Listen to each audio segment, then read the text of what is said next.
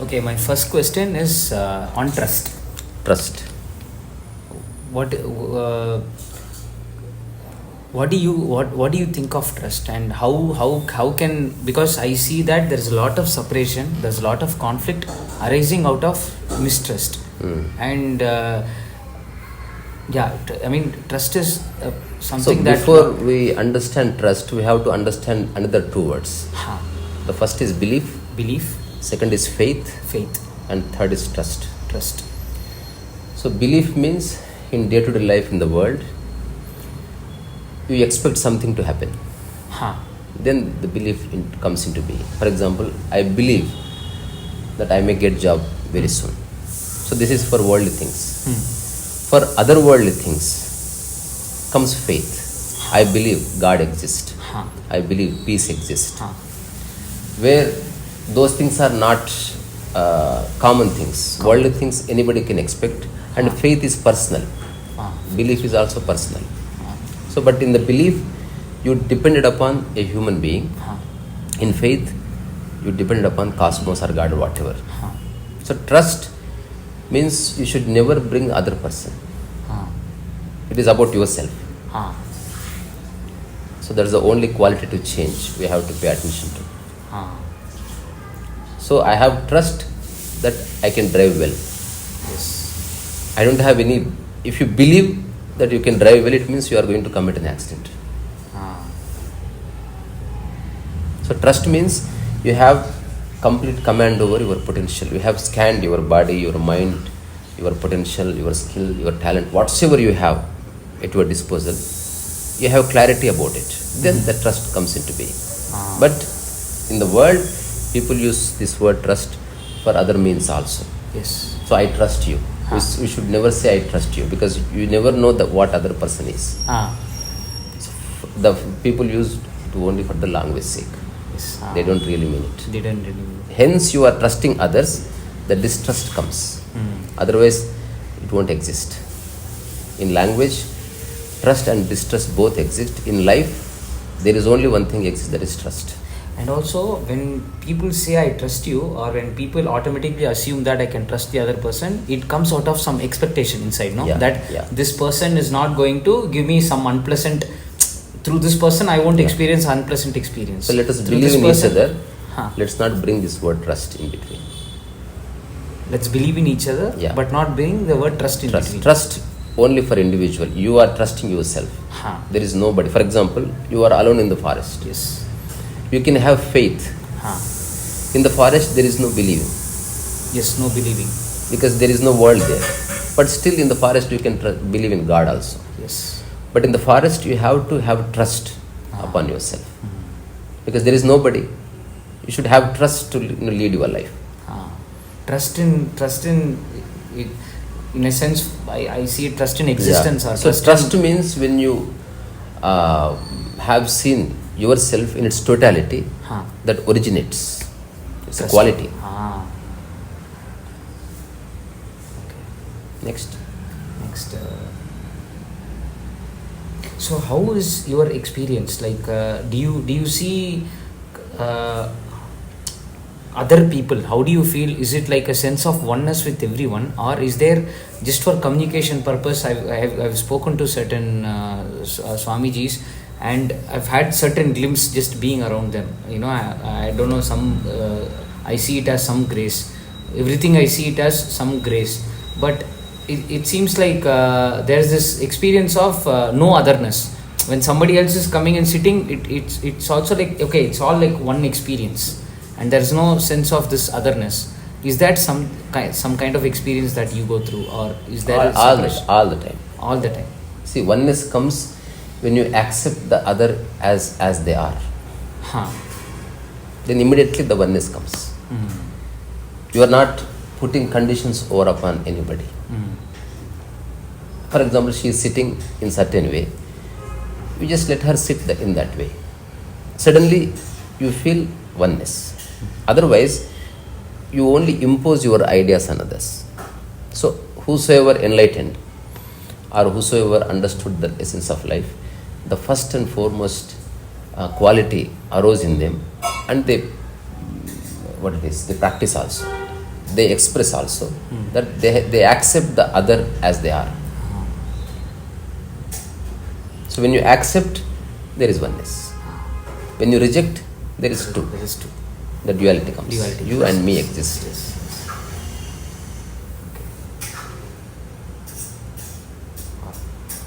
Because recently the చెప్పు పర్లేదు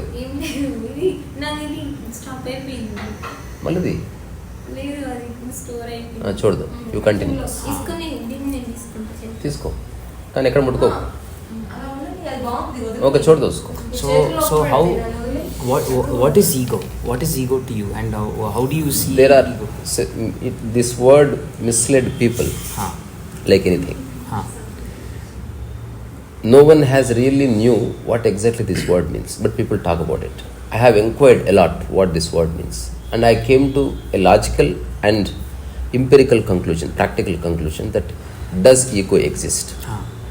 But there are two egos, the worldly ego and the real ego. The real ego. So Ramana talks about the true ego, that discover who are you, who am I. So when you don't attribute the worldly things like comparison, opinions, judgments, and success, failure, appreciation, money, name and fame, rat race, if you just put all those things away, and if you don't attribute all those things to your this moment, then you have real ego, that is you. You remain. I am the one. This is true identity. The true ego is nobodiness. The false ego is somebodyness, identity. In the world, you are a doctor, you are a guru, you are somebody, you are a dancer, you are a writer. That identity given by others. You are being identified with others, by others. But in the nature, there is nobody. Since you discover yourself nobody, there is nobody to recognize you either. That is true ego. And that will stay. So the ego which you derive from the world gets fluctuated. It is not permanent. That's why people suffer. Because just imagine your nose is permanent. Tomorrow the nose is not there. You're bound to be miserable. So when you know as an experience that something is going to be there permanent, your mind gets settled. That's why people buy own house. Because the idea of not mine disappears. The moment you discover something which is of your own, then thinking disappears. When you discover the true ego, your mind comes to your heart. Then what next? You only work. Since there is no identity, you don't seek identity. Simple as that. Ego in itself, that is the hindrance that prevents us from doing only in the world. Only in the world. So worldly ego is very dangerous. Because when you get stuck with this worldly ego, you are bound to get trapped, and that is actually suffering. Being identified with the worldly ego is suffering. Realizing your true self, which is nobodiness, is liberation. But how do you come to that nobodiness? How do you look at the world and look at the nature? World means materialistic world. The people, everyone, the jobs, the development. These are just utilities. There is targets. So you just use them with respect. Don't get identified with it. But we've been conditioned to be identified with them, no? From child. Since you have been conditioned, uncondition it. It's like makeup. When you know something is false, already it is gone. So even if you put a lot of makeup, you may look great in the eye of the other. You know your reality. You know how you look like. Like I am having difficulties with coming to this reality, which is don't do any sadhana or practice. You don't have to do any hard work. Just look clearly what is your true identity and what is your false identity. False identities will be given by others. Yes. So, for example, you are a doctor. How do you know? Being certified by an institution. Yeah, institution. Everybody. Then you says become that famous I'm a doctor. It doctor, means and then, you have been identified with many as a people. doctor. So that identification gives you a kind of false confirmation that I am that. I'm that. Yes. If you see Nisargadatta Maharaj book, I am that, he is talking about nature's ego, Huh. the true identity. That is I am. I am nobody. I am The nobodiness is that. Hmm. That is, immortal. It seems like Maharishi, when he's talking about who am I, or Nisargadatta Maharaj, they are talking about a sense of witness, like a screen onto which all this is happening, no, coming and So going. that is philosophy. So But- when you try to philosophize that experience, you have to put forth many examples. Huh. So you don't need those examples as well, because they did not differentiate or distinguish between the world and nature. Hence, all this philosophy arose. So my understanding is so simple. You don't need any philosophy also. You don't need any example also. Whatsoever the identity you are getting from the world is false. Just use it. But Don't get everything identity. is false, no? Like this Everything is body, false. This body, this Body this is not false. Body is reality. The only reality you have is your body. But this body is also going to die, and then I am not talking about death and birth. huh. Now you have the body that is yours, authentically yours. And you are not identified with your body. Identification comes when someone says that you have a beautiful body, six-pack. Huh. Then you like it. And 10 people said you have good eyes and you are being identified with it. Then you got stuck there, because one day you are going to lose your body, you are going to suffer. So in the nature, you have just body. Neither you have great body or ordinary body. You have body. That is nobodiness. Identity is not there. Just imagine. So I'll give you an empty book. It neither have the cover page or blurb, and neither it has any content. Huh. That is nobodiness. If you put something on it, it becomes somebody. Yeah. By giving some name and Yeah. from identification, we are like, okay, Yeah. this is this. So that is you that. are By giving constantly label. and incessantly identifying many things. Yes. And you are being identified and getting stuck in them. So just get rid of these both aspects. Neither identify others with their profession. It means then, like, in a sense, like stopping thinking, no, in a sense. You don't have to stop thinking. Because these thoughts form beliefs, and the beliefs. You don't have to stop thinking. So in the mobile there is an option, force stop. So you can never do that. That will never happen. It will bounce back. Bounce back. So thinking should come to a halt naturally. Naturally, So if you understand what are those false identities, you got stuck. The moment you just looking into itself is enough. Slowly your thinking process comes to a halt. Then every day 2 or 3 thoughts come and you just work upon them. Hence there is no confusion. You are working, suddenly a thought comes, go and take bath. You just go and take bath. There is no confusion, because there is nobody here to tell you something. Now this body and this mind functioning on its own accord in a beautiful rhythm. Hence thinking is not required. And our sages did so many experiments on this. How thinking can come to a halt. It's very simple. Everyone gets this doubt or question or thought that what to eat in the afternoon. Right? So this is also a thought. That with the thought, confusion comes into being. The choice. Then a choice comes. So you just fix. So every day, whatsoever I have, I'll eat. This is one thing. Then there is no confusion. Or I'll eat only dal chawal. Chalo baat khatam. So all sages does this. They do this deliberately so that thinking comes to a halt. What to wear? I'll wear only kashayam. Chalo ho gaya. Where to sleep? I'll lie on the ground. Ho gaya. Or wherever I get it. Who is my friend? Nobody is my friend. Nobody is friend. Yes. So do you have any opinion? I have no opinion. Ho gaya. So what is your attitude? Whosoever comes to me, I respect. Ho gaya. So what will you do? Whatsoever I have, I offer.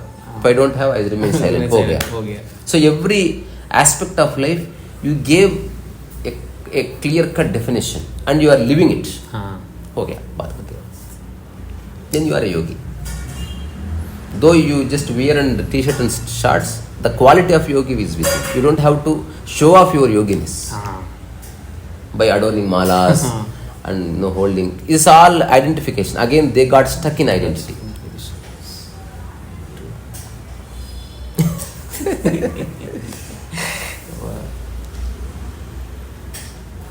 Whereas so many experience recently.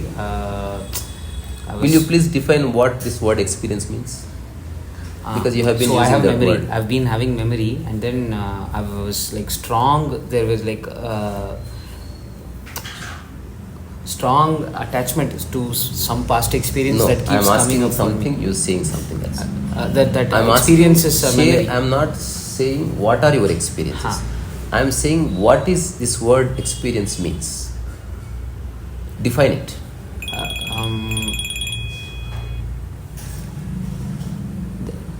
The memory I have formed with this identity, I, like Okay, that Ganesh is memory. is- So where you have to use this word experience. Okay, it's not just memory. It is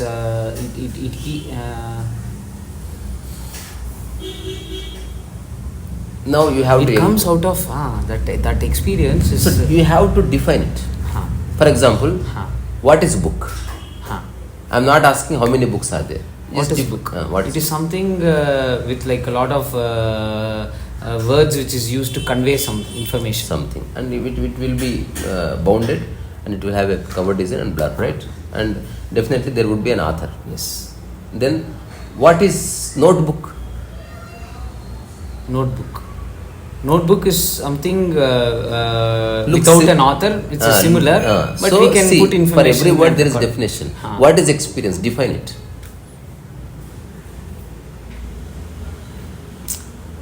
Figure it I out. see it as yes. I'll have to allow this thought to sink and then it's not So something. next couple of days, you just meditate upon this word. Experience. Is everything experience or experiencing something special? When Ramana Maharshi says, I have experienced, is he using that particular word for every aspect of life? For example, I'll bring iron box, then I just put it on your thigh. Is that becomes an experience? Yes, it is an experience. Then if everything is an experience has no validity. Something with a strong imprint in the memory, like if you put this thing, I'll be like, oh my god, this be like, I think probably cursing you for But like something this guy did. Spiritually, there is clear-cut connotation to use that word. Figure it out. Take time, no problem. Okay. We'll discuss again Nice. maybe some days. Yeah. Anything else? So whenever you get clear-cut answers, mind comes to a halt. Because it will not allow you to ask further question from that particular content. You just came to a conclusion right now, psychologically. Yes. So psychologically you are convinced. Yes. Whatsoever I said about ego or about false ego identity. It felt like a piece of puzzle coming and fitting into something. I came here for a purpose. I'm very clear. Yes. It first led everything. This experience happened for a very strong reason, very clear. So and it was connected to. Is this belief or trust or faith or coincidence? I definitely I'm having strong faith that very strong faith that none of it is coincidence. From my point of view, it is just coincidence. Coincidence. Yeah, you meeting with Kannamma Maithili and Maithili introducing me to you, it is just coincidence. Coincidence. That's all. Really, you just Absolutely coincidence. So you are hungry. Everything is coincidence. Everything in that is sense. coincidence. Then I agree. Yeah, everything Because is coincidence. then it logically that makes. Yeah. So you I like to see everything as. So when you start your journey, you meet every other person. because of your intelligence and choice and your inquiry, Huh. you drop that person and you still struggle to meet the right person. So whenever you meet the right person, this idea or this feeling arose that I met the right man, something like that. Huh. Then you feel, I am so fortunate. No, you are fortunate all the time. You fortunate you did not meet the wrong guy. It's like I know that somebody is right from experiencing wrong. No. That's correct. From this duality so only. in the no? world, So, only human being has this predicament that he has duality by nature. The moment he is born out of nature. He's born. But suddenly, he puts his first foot in the world. And he is continuously conditioned by people, mothers, parents, teachers in the society, gurus, books. So he is unknowingly getting conditioned by many agents. So the moment he realizes that all these things became very problematic, he doesn't know how to solve them, how to get rid of them. It's like you have every person came and put a tattoo which they liked on you. Now suddenly you don't like all the tattoos. You want to get rid of them. You are searching for tattoo remover. I have a very this thing. So how do I, when I say that there is somebody else who's coming and putting a tattoo on me, then it means that I'm creating like a separation. No? There is me and there is other. When the child is born and keeps the first leg, there itself there is this thing that this child is one and there is this other, which is society, other people. The child doesn't know. No. So he is fed with ideas. Fed with ideas. So yes. he will be given a beautiful doll and he just keeps on playing with it. But suddenly mother comes, this is yours. There the false ego is. There he starts creating this image. My mother, yes, this is my father, mother, my my father. doll, Yes. my toy. Yes, totally. This is my bed. But how is that certain people are like when they're born, okay, because this is connected to I think past life and reincarnation. So what is your opinion on reincarnation? Neither there is no past life or there is no reincarnation. There is no reincarnation. Okay. So if that is the case, then how is it that some people have they are born like Ramana Maharishi. They are born only. They have like very crystal Ramana clear. Maharishi, a person becomes Ramana Maharishi because he escaped from his parents. We have courage. But it depends, no? There are, I mean, if he had just escaped mind, he just felt and he just left. But how can he just leave all of a sudden? Not everybody can leave. He just heard this word Arunachala, and just hearing he this was word. Born in Chennai, Tiruvannamalai, and he heard Arunachala. If he is born in Paris, if he listens to any beautiful place in Paris, in the vicinity, you would have gone there and got enlightened. Don't give too much importance to the place. Place is just optional. It was nearby and it was a coincidence. Okay. When people come to Hyderabad, they say Charminar. And you go to Charminar, that's all. It happens every day. You want to eat good food, you just go and ask somebody where I can get good biryani. People say Bawarchi. You go to Bawarchi. The same thing happened in Ramana Maharshi also. So we should not give too much importance to Arunachala. Whether Ramana Maharshi goes to Arunachala or Bakkalingapalli, same thing will happen. Because he is not identified with Arunachala. But when somebody is like born I've seen this Greek movie called some Dog Tooth. You know, you've heard this movie? No, so it's like a social experiment. Just like how the world, they are all like Truman Show maybe. You must have seen Truman Show, no? This Jim Carrey movie. Yes. So like Truman Show, like everybody is conditioned with parents that this is your house, this is the thing. And a person has no other, thought of even going out. But what is the climax? But how? So climax of the movie says it all, right? I think something breaks. I don't exactly remember. So you got something enough comes conditions. Something breaks the pattern and it goes out. So break the pattern. So see, you don't need to do any sadhana. When you have realized what is false identity, when you clearly decipher that the essence of false identity and what kind of impact it creates on you. The very looking into it, you got rid of it. That's all. The very witnessing, the Very observing witnessing. of That's called witnessing. First witnessing. time you are looking at life pattern dispassionately. Not wanting to That's all. change And the pattern. you or are not wanting saying to every other person, no, I am watching dispassionately every day. It's really great experience. This is not experience. You continuously looking at life. You took several years. It will take several years because that much conditioning is there. For me, it took very less time because no condition worked on me. I never took what parents said seriously. I never listened to my teachers. Neither have I have friends. I always played alone. Mysteriously, few things happened that I was all alone till my 22nd year. There was no imprint on my mind. Neither I have any conditions on my mind imprinted. That's why it took very less time to get rid of. For example, you have less merge. It's easy to. It's very easy. The other person will have so much. Then he took some time. So it depends upon the person and what kind of circumstances he was raised. That actually plays a vital role. So according to me, understanding life, living a spiritual life is so simple.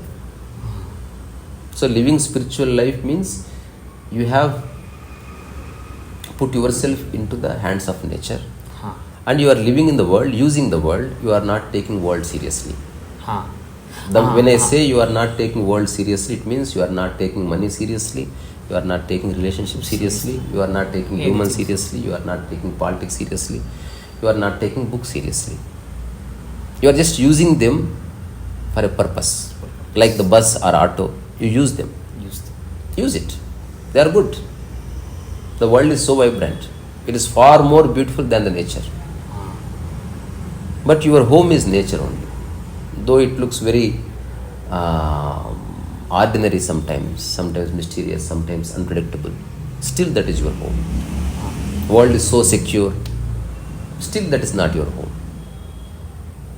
So your ego gets fulfilled in the world so often, still that is not your home. In the world you have so many friends, relatives, and you have some name and fame, still that is not your true home. In the nature there is nobody around you, still that is your home. In the nature there is nobody to appreciate, still that is your home. In the nature you work to work. In the world you work with a purpose. The moment purpose comes into being, many other things you unconsciously welcome. Because without having comparison in the mind, in the world, purpose will not arise. The very purpose of your life is just a byproduct of stupid comparison. In the nature there is no comparison. Dog is a dog, and elephant is elephant, and you is just you. Three exist together.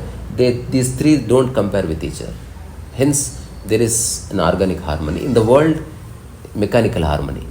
You are happy because you are better than all those people. In the nature, you are happy because you are just okay. You are in tune with your existence.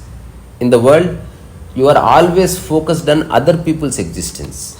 And comparing your life with their life, you get solace. You get peace.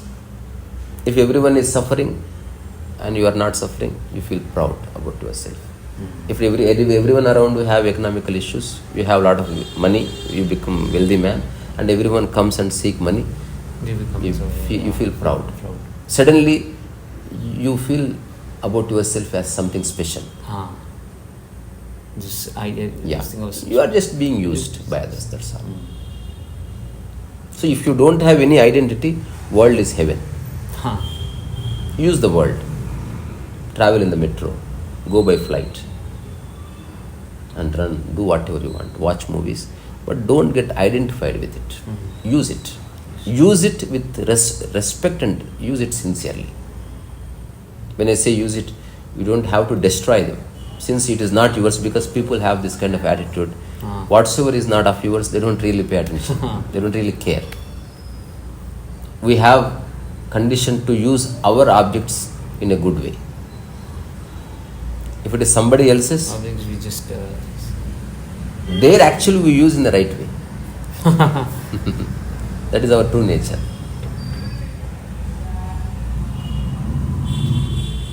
What? Anything else? Ego related question. He asked. I asked. So, the first time in the humanity, so this context been discussed from past 2 months. You being in the nature, you being in the world. So I kept on discussing about it. It's very easy to understand life pattern. So whatsoever is of the world, use it, don't take it seriously, that's all. This is the answer. If you really understand this, you don't have to meditate also. You don't need guru also. Yes. Because gurus kept on giving advices. They kept on saying, get rid of ego or get rid of... They are not giving a complete picture. Because their study also of old style. Yes. So Nokia phone. So they also don't know how to give a proper advice. So the moment they are unable to give any advice, they offer you a method. Like sadhana, do this, do that. So not required.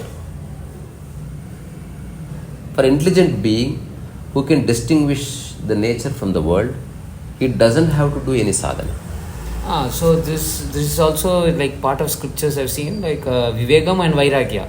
You discriminate what is by seeing the world, and then once you see that this is not worth it, you drop. And again we have to pay attention to this thing. Those days, maybe 5,000 years ago, when Vedas got originated, the world was not so strong like this world. At the time there was no pizza, there was no YouTube, there was no movie stars, there was no movies, there was no politics. The impact of the world is so less. So when you understand the world, you just have to use it, and you don't have to get identified with. Vairagya also not required. Vairagya means still you want it and you don't want to use it. That is suppression, no? That is Vairagyam also. No, Vairagyam, they say, if you very clearly, it means, in a sense, it's written in such a way that I'm just quoting something I've read from this book, Viveka Chudamani. So it's like once you actually understand it, clearly understand it, that this is not permanent and this is something which is not going to help me or whatever, then Vairagyam automatically comes. That's what. By seeing that this is fake. That is very beautiful, misleading concept. That is a very old idea. Vairagyam is not required. New idea I am trying to discuss. For example, you never use bra, right? Yeah. So you have realized it is not necessary for you. Not necessary. Then you don't have to have Vairagyam towards it. You don't need it. Baat khatam ho gaya. But if it's something that I'm using, I've been using, say, a bra, and then I realize that, okay, I have no boobs and I don't need to use it.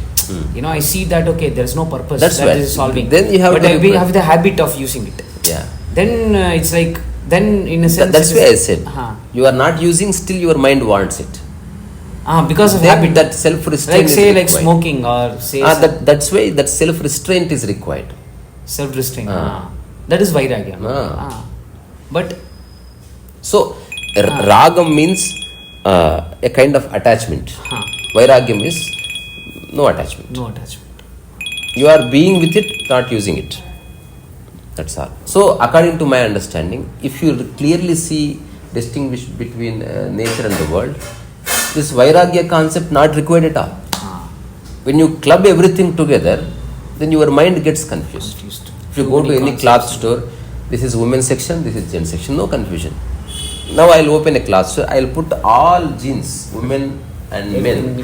Then you have to struggle in order to get. And I am not printing any sizes. Then what would you do? you have to try and test 1,000 times. So there everything is bifurcated for your benefit. In the same way, you exist and you have nature and you have world. Just realize that world, you should never take it seriously. Whatsoever of the world, use it, don't take it seriously. That's all. Use it fully. Don't take it seriously. Don't get identified with it. So another statement is also there. It is my statement. Never put your joy or happiness or bliss at stake for the world. For example, you will lost job. Be happy. Try for the job. That's all. Don't put your joy for the sake of for the job. Many people do that. They lost job and they become sad because they did not understand the concept of the world. So understand what world is. Understand what are those qualities which world attributes to you or imposes upon you. Just figure it out. That's all. The very figuring out itself is liberation. You don't have to do any further sadhana. So it's very simple to get liberated. And it's very easy to get stuck also. Both are very, very true. I hear this and